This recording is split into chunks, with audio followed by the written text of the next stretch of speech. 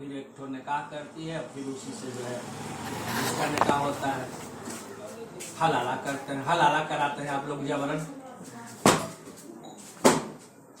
तो शरीयत मोहम्मदी नाफिज होने से पहले नबी अकरम सल्लल्लाहु अलैहि वसल्लम के हयात तैयबा में भी ये अरब का रिवाज था।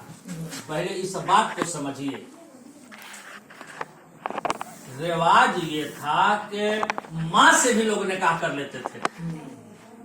पहली बात याद रखिए, अगर माँ जवान है, खूबसूरत है, हसीन है, दौलतमंद है, तो उससे भी लोग निकाह कर लेते थे कि कहीं दौलत बाहर न दूसरे से शादी करके कहीं माल लेके निकल जाए। और एक बीवी को 25 मरतबा 50 मरतबा लोग जब आता था गुस्से में आए, झगड़ा झंझट हुआ, पर से जो है क्या बोले तलाक दे दिए और फिर जो है निकाह कर लिए। तो बार बार निकाह, बार बार तलाक करते थे। इसलिए शरीयत ने कैद लगा दी कि अब जब तक वो दूसरे से निकाह न करे तब तक तुम पे वो हलाल नहीं है, यानी अब हराम रहेगी। यानी एक मरतबा तलाक मुगल्लज़ा हो गया तो अब ताउम्र वो तुम पे हराम रहेगी, औरत उससे निकाह नहीं कर सकते। हाँ, जब तक कि वो किसी से निकाह न कर ले, और निकाह कर ले और न अगला तलाक दे या बेवा ना हो तो तुम गोली लगा करके भी, है ना, बम बारूद सीने पर रख करके भी निकाह नहीं कर सकते हैं। अब उसकी मर्जी है। पहले जबरी लोग कर लेते थे, जबरी नहीं कर सकते।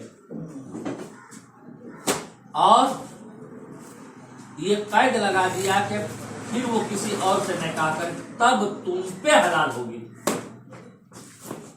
अगर आपको शर्म है इतना ही तो आप तलाक मत दीजिए। इसलिए तो 3 महीना का आपको टाइम मिला था ना सुलझाने के लिए, काहे ने सुलझाए? इतना प्यार था, और प्यार ही था तो तलाक क्यों दी? और दोनों में से कोई एक की गलती होती है तब तलाक होता है, चाहे औरत हरामी हो चाहे मर्द हरामी हो। मतलब ये जब पी पा करके आया, भर भर टूट रहा है, तो कुछ दिन के बाद तो तलाक हो गई करी। औरत है, दूसरे के घर झाक झाक कर रही है, मर्द जा रहा है ड्यूटी, और यहाँ ड्यूटी घर में भी चालू है।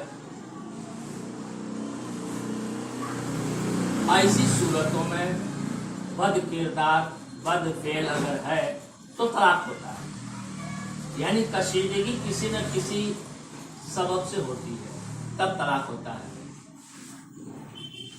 तो उसको दूर करने के लिए 3 महीने का आपको समय दिया गया। 3 महीने में आप दूर कर लेते, और नहीं दूर हो सका तो तलाक हुआ। और तलाक अगर हो गया तो अब फिर उसके पीछे क्यों पड़े हो जी?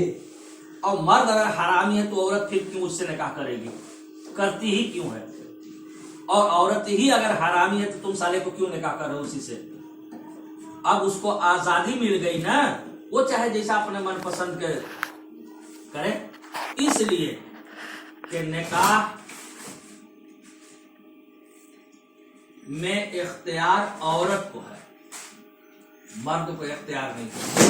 तलाक इख्तियार मर्द को है, उसका भी सबब है।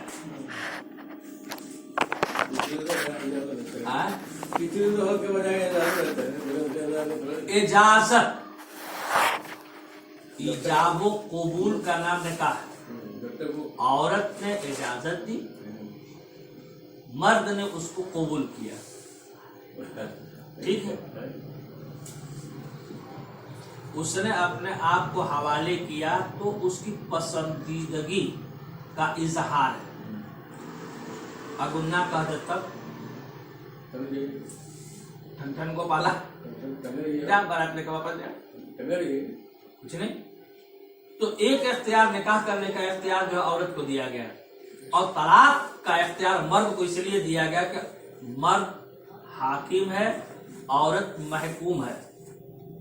मर्द जाबिर है, औरत मजबूर है।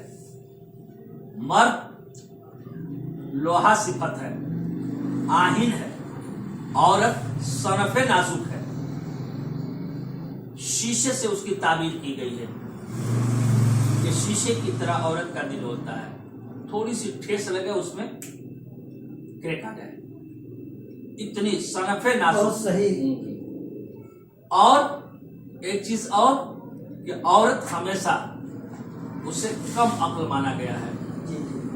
औरत रहम दिल ज्यादा है, मर्द रहम दिल नहीं है, बेमरब्बत होता है। मिसाल के तौर पर मैं आपको समझा दूं, हम सब बाल बच्चे वाले हैं, ठीक है, 4 महीने का बच्चा है, बच्ची है न सन्नों की, साथे में मियाँ बीवी सब लोग सोते हैं। बच्ची रोती है तो सबसे पहले कौन उठता है? माँ उठेगी, लेकिन जिम्मेदारी बाप की भी है, लेकिन उठती है माँ।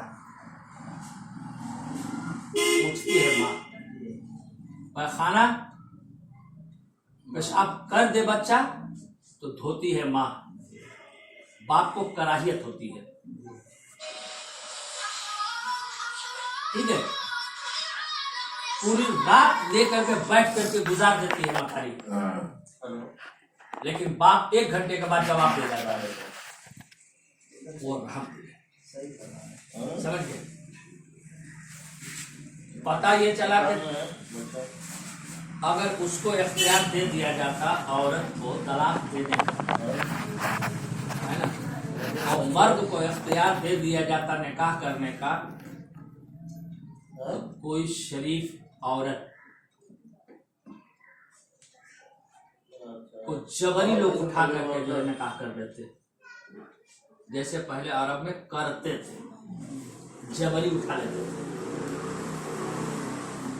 जैसे राजा महाराजा करते थे। उठा लेते थे अपना फलनवा का रानी बड़ी खूबसूरत है, नैनागढ़ मारिस के तहस नहस आधा उदल वबा सब जो है इसी में, कौरव पांडव इसी में, सीता को उठा करके ले गया इसी में, महाभारत रामायण वगैरह वगैरह, और जितने राजा महाराज की तारीख उठा करके थे, ये सब औरतों के चक्कर में लड़ाई हुई है। एक भी साबित कर दे कि औरतों के चक्कर में नहीं, नैनागढ़ सोनवा रानी थे। अरे शीला जी तो